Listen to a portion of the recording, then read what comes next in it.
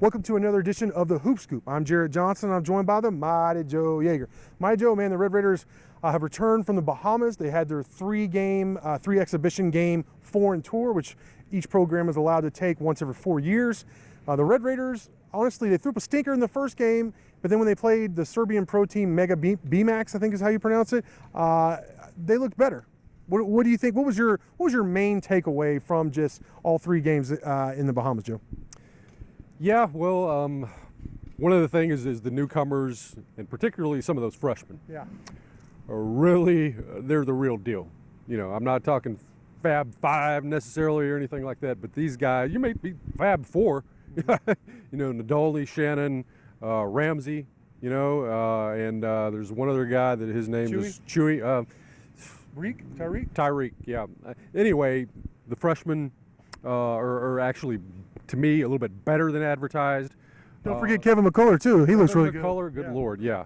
Maybe it is 5. Maybe it's 6. I don't know. That's the point. You know, I mean, you can altogether, sure. I mean, you can just keep on rolling down the list. Yeah. And so those guys are going to be really, really good. What I really like is the ability of guys to drive and slash. It's going to be a hard team to defend. Yeah. I mean, because you've got guys that can get into the paint, multiple guys who can get into the paint. Terrence Shannon has an extraordinarily quick first step. He really does. And Nadolny is just a guy he's a crafty ball handler. He's got a nice hesitation. He just kind of slithers and worms his way on top of the quickness that he has. And you know, basically you got those guys, and then you got the Chris Clark, the grad transfer. He only played one game, you know, and he was the player of the game in that first game for Tech. And I've seen enough video on him as well to know that he is an extremely dynamic player, not just downhill but also laterally. So you just got a bunch of guys that are really tough to hold out and to keep out of the paint and away from the rim. And then what really compounds the problem for the defense is we know what Morrow can do as a shooter, and we've got a pretty good idea what Kyler Edwards can do as a shooter as well. He wasn't all that great down in the Bahamas, but I'm not worried about that yet. So if you got those two guys out there spotting up and knocking stuff down, you got to cover them. Then you got all those slashers inside. Tech offensively is going to be, I think they're going to be better than they were last year. And Tech down, now remember, when Tech lost those 3 games in a row, at that point, the offense was struggling badly. But they overcame that and developed into a really pretty darn good offensive team later in the year. But I think this team has the ability to even exceed what they were doing down there towards the end of the year. And you know the defense is eventually going to get there. It's not good right now. Defensively, Tech was not good in the Bahamas. Effort was there. But these guys are just kind of running around with chicken with their heads cut off. I didn't see the iron donut. Obviously, they haven't really gone over that and implemented that the way that they normally do. You know what I mean? I think the Red Raider defense you're going to see in November is going to be very different as far as team defense, that great help team defense than what we saw in the Bahamas. Let me ask you this. We saw Jahmias Ramsey's huge night. I mean, 44 points, 13 rebounds. He had an assist, a couple steals, a block. He did everything. He hit 5 threes, too. If he hadn't missed so many shots at the free throw line, he would have had a 50-point night, as you pointed out in your Yeager shots. What's your thoughts on him? And do you think, because, you know, there was times where Jarrett Culver took over and was that dude. And I believe in college basketball, really basketball in general. There are just times where you got to give it to your best player and let him win the game for you. It was Culver last year. It was Keenan Evans, who was an All-American the year before.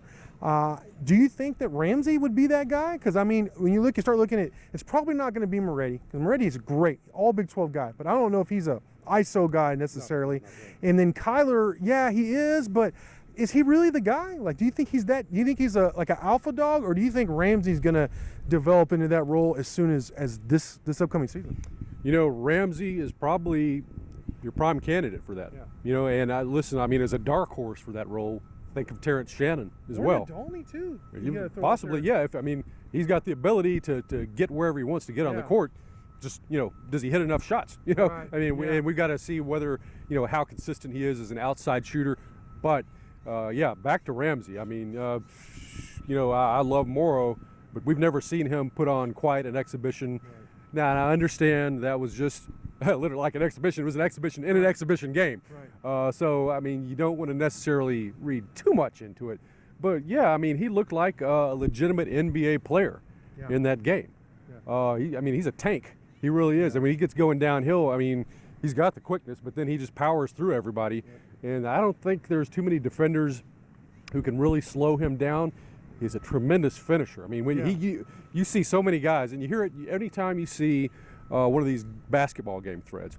Oh, look at all the missed layups. We're missing this layup. Well, you know what? Missed layups are actually a pretty common theme in college basketball. But this guy does not miss layups.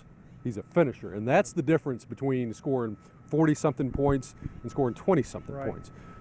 Then you throw in if he can get hot from the outside, and you know that was kind of the knock a little bit on Ramsey coming in was his jump shot's still a work in progress, but apparently he's to the point where he can get pretty streaky from out there, and so you're going to see these nights where if he's hitting from outside, and then look out, you could be in for a special performance. But yeah, he's definitely a very strong candidate to take over that Culver role. Now you and I can talk about this for a long time. You and I always mention we love talking Red Raider basketball. Then I want to go over one more thing with you on this in this edition of the Hoop Scoop.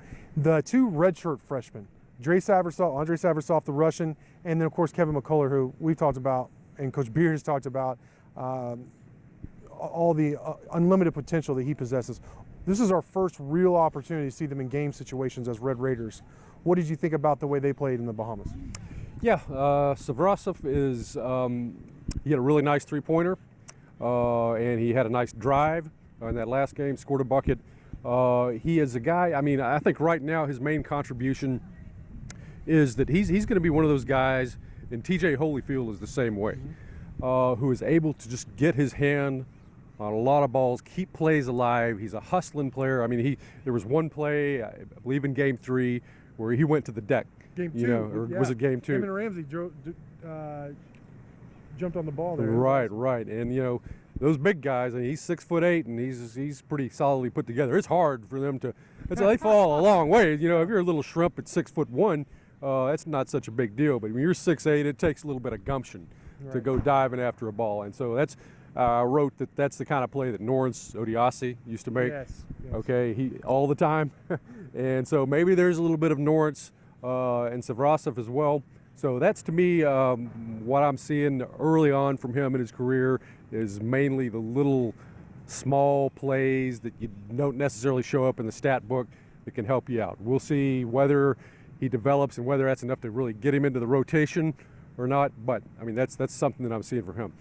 All right, McCullough, what do you think about him? McCullough, yeah, you know, I feel like to me he's a little bit more enigmatic in some ways. I mean, I couldn't get a real good fix on him. I think the reason for that is that McCullough does an awful lot of stuff pretty good. Yeah. You know, I mean, whether it's inside, whether it's outside, whether it's getting a rebound, playing some good defense, he just kind of does a little bit of everything. But there's not that one thing where I'm looking at and saying, oh, that's what defines him right now as a player. But that's a pretty, I mean, that sounds almost like a backhanded compliment or something, but it's actually a very positive thing, you know, because I mean, you want guys who can give you a little bit of everything. That's Chris Beard's kind of a player exactly right what he's there. Looking for the versatility. Exactly, and at 6'6", we saw him playing the point a little bit, and which is what we were talking about and have been saying it was going to happen. That's the kind of player he is, and so you know what's not to like. And he's coming back off of that injury. He's still nowhere close to 100% in what he's going to be. Doesn't have his full energy back. And so I think, you know, come November, he's going to be back 100%, and then we'll really see what he's all about. But I'm pretty excited. I can't wait. I can't wait for November. I'm ready for the football season kickoff, of course. But, man, my favorite time of year is November. When football, I mean, it's it's meaningful football at that point. Like, you know, every snap counts, and then basketball tips off. And it's just like, for me, as a sports fan, it's the best of both worlds. But, Maya Joe, always enjoy getting your input on these Hoop Scoops. Thank you. Thank y'all for watching, and until next time.